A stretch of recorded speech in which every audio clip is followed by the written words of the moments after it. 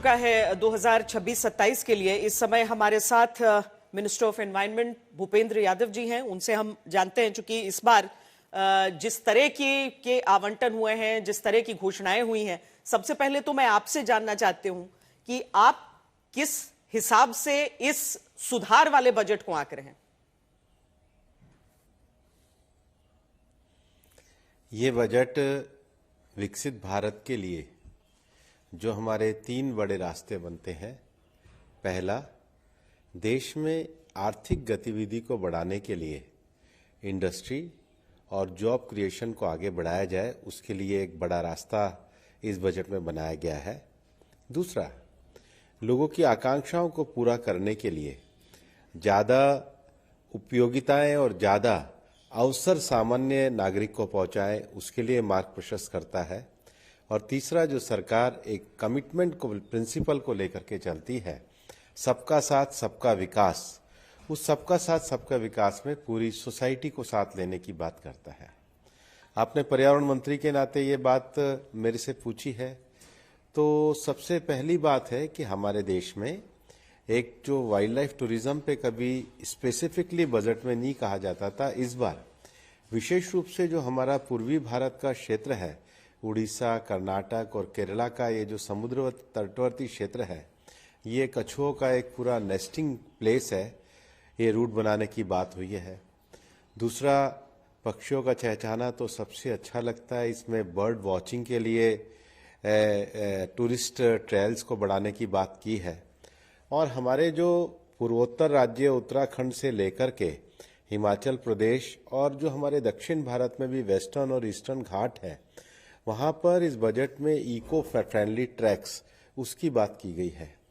दुनिया भर में बायोडायवर्सिटी के कंजर्वेशन के लिए बिग कैट के प्रोटेक्शन की बात होती है। भारत ने प्रधानमंत्री जी के नेतृत्व में इंटरनेशनल बिग कैट अलायंस बनाया है, जिसमें दुनिया के 97 कंट्रीज में बिग कैट हैं। इस बजट में पहली बार इंटरनेशनल बिग कैट अलायंस के कॉन्फ्रेंस की बात करी है। बायोडायवर्सिटी के प्रोटेक्शन और इको टूरिज्म को बढ़ाने के साथ जो आने वाले समय की सबसे बड़ी चुनौती है, वो क्लाइमेट रेजिलिएंट एग्रीकल्चर की है। और क्लाइमेट रेजिलिएंट एग्रीकल्चर में जो हमारे पल्सेस हैं, जो दाल है जिसके ऊपर हम बहुत निर्भर हैं, उनकी सीड वैरायटी की बात करी गई है। वाटर मैनेजमेंट की जो एक वाटर क्राइसिस है, उसके लिए देश में 500 जो वाटर बॉडीज हैं, उनको बढ़ाने की बात करी है। अभी दुनिया जिस नए तरीके से टेक्नोलॉजी के बेस पे जा रही है, और बजट में उस टेक्नोलॉजी आकांक्षाओं को क्लाइमेट साइड से पूरा करने के लिए क्लाइमेट कैप्चर आउटले की बात की गई है। इंडस्ट्री डीकार्बनाइजेशन के लिए जो कैपेसिटी बिल्डिंग है, विशेष रूप से 5 sector, power, steel, cement, refinery और केमिकल, उसके लिए बात की गई है। फिर क्लीन टेक्नोलॉजी के एक्सपेंशन की बात, जो फ्यूचरिस्टिक है, चाहे वो हमारे इलेक्ट्रिक आइटम्स, गाड़ियाँ वगैरह हों, उनके लिए बात की गई है। और देश में यातायात की सुगमता के लिए भी हम हमेशा कहते हैं कि जो ग्रीन वे होते हैं वो हमारे इनलैंड वाटरवेज हो सकते हैं। तो ऐसे नए 20 नए नेशनल वाटरवेज को बनाने की बात की गई है। मुझे लगता है जब हम कहते हैं कि इकोलॉजी और इकोनॉमी साथ साथ चल सकती है, उसका वे फॉरवर्ड क्या होगा, ये वे फॉरवर्ड इकोलॉजी की दृष्टि से भी इस बजट में इकोनॉमी के साथ जोड़ करके रखने का एक बहुत ही अच्छा प्रयास माननीय वित्त मंत्री जी ने किया है। और इसमें माननीय प्रधानमंत्री जी के विकसित भारत की दूरदृष्टि में इकोलॉजी का महत्व दिखता है। भूपेंद्र जी, एक तरफ इंडस्ट्री होती है, मैन्युफैक्चरिंग होती है, लेकिन उसके साथ ही एक दूसरी चर्चा शुरू हो जाती है सांस की, उस क्लाइमेट क्राइसिस की, जिसका सामना पूरी दुनिया भी कर रही है, भारत भी अपने हिसाब से जूझ रहा है इससे। क्या आपको लगता है कि जो बजट में आवंटन, जो कि बहुत अधिक नहीं दिख रहा है पिछले वर्ष की तुलना में, वो पर्याप्त है आज उन जो पर्यावरण के बदलाव की चुनौतियों का सामना हम कर रहे हैं उसके अनुसार?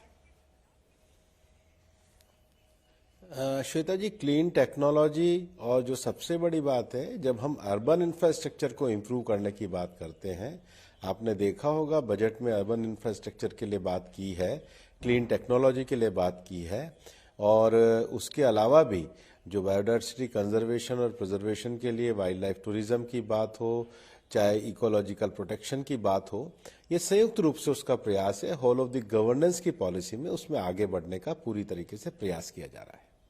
एक स्पेंडिंग को लेकर भी विपक्ष की तरफ से सवाल उठाया जाता है कि जितना आवंटन होता है उसमें से आखिर खर्च कितना उस तरफ हो रहा है, और उसमें अगर हम कुछ हद तक पिछले साल के आंकड़े देख लें तो थोड़ा सा आपके भी मंत्रालय पर वो सवाल लाजमी हो जाते हैं। भूपेंद्र जी, नहीं, हमारा तो एक जो बीच में जो विषय आया था स्टैंडिंग कमेटी का, लेकिन उसको पूरी तरीके से पूरा किया गया है और एक्शन टेकन रिपोर्ट में सारे विषयों का समाधान किया गया है। जो वो रिपोर्ट कोट कर रहे हैं वो एक्शन टेकन रिपोर्ट अगर हमारी कमेटी की पढ़ेंगे तो सब विषयों का उत्तर उसमें आ जाता है। अब वो दूसरी चीज, मतलब आपके मंत्रालय की बात हमने की, लेकिन अगर हम एक ज्यादा जो पूरी तस्वीर और मुकम्मल तस्वीर की तरफ देखते हैं, जिसको लेकर प्रधानमंत्री भी कह रहे हैं कि ये हाईवे है विकास का, ये आज कितना इसकी घोषणाओं का असर दिख रहा है और कितना लॉन्ग टर्म में इसका असर होने की उम्मीद है? मेरे को लगता है कि जिसको हम सस्टेन इकोनॉमिक ग्रोथ कहेंगे, विशेष रूप से मैन्युफैक्चरिंग सेक्टर जो स्ट्रेटेजिक सेक्टर है उसके लिए बजट बूस्ट करने वाला होगा। एक लंबे समय से टैक्स रिफॉर्म्स और मैन्युफैक्चरिंग को जोड़ने की बात है, उसके लिए ये आगे बढ़ाने वाला बजट है। जहां तक एमएसएमई का विषय है, एमएसएमई की ग्रोथ को ये बजट सपोर्ट करेगा। उसके साथ ही साथ service sector, tax reform, financial sector और एग्रीकल्चर और अलाइड सेक्टर में जो हमारी कैपेसिटी बिल्डिंग चाहिए उसको बूस्ट करने वाला ये बजट है। फिर अगर आप देखेंगे कि बजट में देश की आवश्यकताओं के हिसाब से इंफ्रास्ट्रक्चर को बढ़ाने के लिए, अर्बनाइजेशन और विशेष रूप से सस्टेनेबल अर्बन जो हमें फैसिलिटीज चाहिए उसको बढ़ाने के लिए बजट में ध्यान किया गया है।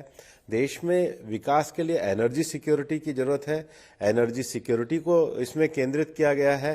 पीपल सेंट्रिक डेवलपमेंट और ट्रस्ट बेस्ड गवर्नेंस, किसी भी विकसित देश में ये दोनों चीजों की आवश्यकता है, दोनों को बजट में फोकस किया गया है।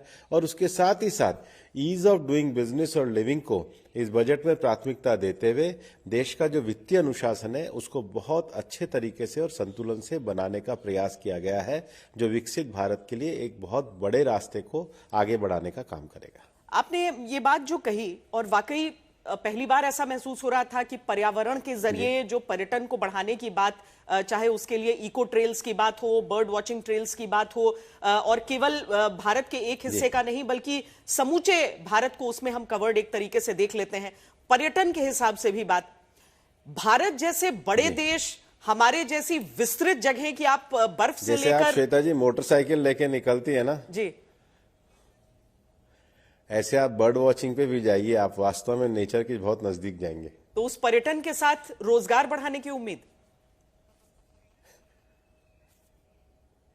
निश्चित रूप से ये एक ऐसा क्षेत्र है, इको टूरिज्म एक ऐसा क्षेत्र है जिसमें हम अपनी धरोहर और संपदा को बनाकर भी रख सकते हैं, उनके प्रति जागरूकता भी रख सकते हैं। और इको टूरिज्म और नेचर के नजदीक जाना ये तो बहुत अच्छा है।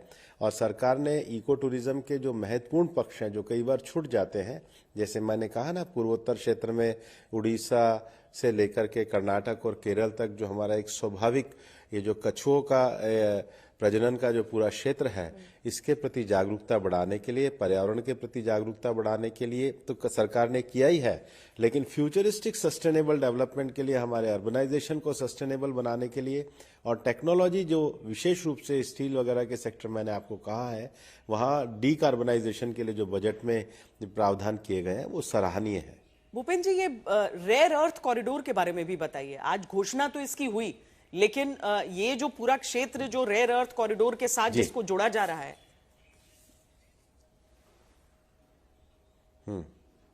ये जो उड़ीसा, केरल, आंध्र, तमिलनाडु, इसमें जो ये जिसको हम रेयर अर्थ कॉरिडोर्स की बात कर रहा है, डेडिकेटेड रेयर अर्थ कॉरिडोर की बात बजट में की गई है।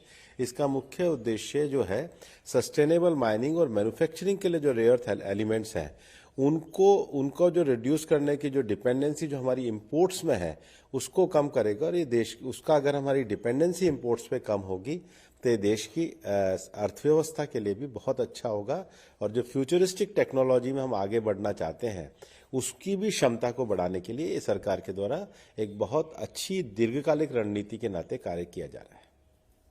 इंफ्रास्ट्रक्चर पे फोकस हमें दिख रहा है, इसमें अलग अलग ऐसे सेक्टर्स जहां पर गुंजाइश दिख रही है जो भारत को अपने लक्ष्य की तरफ, हमारी इकोनॉमिक जो साइज है हमारी इकोनॉमी का, उसको बढ़ाने की तरफ जाते हुए। लेकिन एक मुद्दे को लेकर सवाल उठने लगते हैं कि रोजगार को लेकर क्या रोजगार स्पेसिफिकली एक क्षेत्र को लेकर नहीं अनाउंस हुआ है, लेकिन आप यही कहेंगे कि छोटे छोटे जो कोशिशें हैं वो उसी दिशा में काम करेंगी? छोटे नहीं, व्यापक कोशिशें हैं। नए क्षेत्रों को ओपन करने से रोजगार के नए क्षेत्र बढ़ते हैं। आप स्वयं देखेंगे कि जैसे समाज का विकास होता है, टेक्नोलॉजी का विकास होता है, इंफ्रास्ट्रक्चर का विकास होता है, और आज के समय में फ्यूचरिस्टिक जो टेक्नोलॉजी है, चाहे एआई की टेक्नोलॉजी हो, चाहे सेमीकंडक्टर की टेक्नोलॉजी हो, और जो फ्यूचरिस्टिक अवसर हैं, चाहे इको टूरिज्म के साथ रोजगार के विषय की बात हो, और चाहे देश के बाकी के सेक्टर्स को मजबूत करने की बात हो, ईज ऑफ डूइंग और ईज ऑफ डूइंग बिजनेस में जब हम एक सरलता और सुविधा लाते हैं तो उसका व्यापक असर रोजगार के क्षेत्र में पड़ता है। और पिछले दिनों के जो अगर आप आंकड़े भी देखेंगे कि इस देश में रोजगार क्षेत्र में पर्याप्त रूप से वृद्धि भी उसी के कारण हुई है। सबसे बड़ी जो बात है इस बजट में कि हमारी बजट माननीय निर्मला जी ने लगातार 9वीं बार पेश किया है। माननीय प्रधानमंत्री जी के नेतृत्व में लगातार सरकार ने एक कंसिस्टेंसी और कंटिन्यूटी के साथ इकोनॉमिक पॉलिसी को आगे बढ़ाने का काम किया है। और किसी भी देश में एक कंसिस्टेंसी और कंटिन्यूटी के साथ एक निश्चित दिशा में अगर हम बजट को आगे बढ़ाते हैं, देश की समग्रता से चिंतन करके छोटे उद्देश्य नहीं दीर्घकालिक उद्देश्यों के लिए भी बड़े कदम उठाए जाते हैं, तो उसका लाभ भी रोजगार की वृद्धि में हमेशा देखने को आता है। जो भारत की इस समय जो विकास की गति है वो भी उसी और हमको इंगित करती है। बहुत धन्यवाद भूपेंद्र यादव जी हमसे बातचीत करने के लिए।